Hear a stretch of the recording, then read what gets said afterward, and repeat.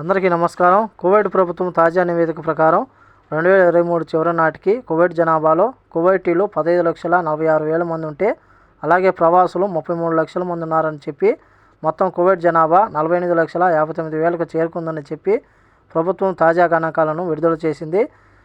అంటే 2022వ సంవత్సరంతో పోల్చుకుంటే 2.6% పెరిగి 1,22,700 మంది జనాభా కువైట్లో పెరగడం జరిగింది.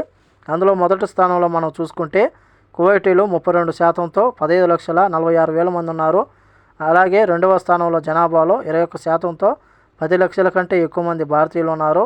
గత ఏడాదితో పోలిస్తే 3.6% పెరిగింది.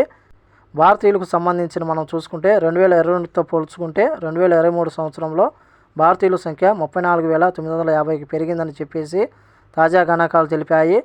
మూడో స్థానంలో 13%, నాలుగో స్థానంలో బంగ్లాదేశీయులు 2,74,790 మంది ఉన్నారు.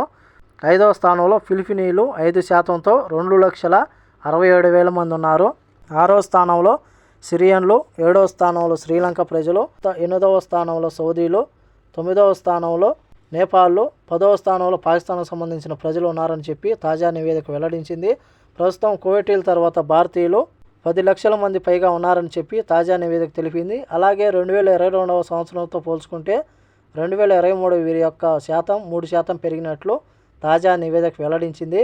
ఇవి ఈరోజు ఈ వీడియో నచ్చితే లైక్ చేయండి, షేర్ చేయండి, సబ్స్క్రైబ్ చేసుకోండి. నెక్స్ట్ వీడియోలో మళ్ళీ కలుద్దాం. జై హింద్.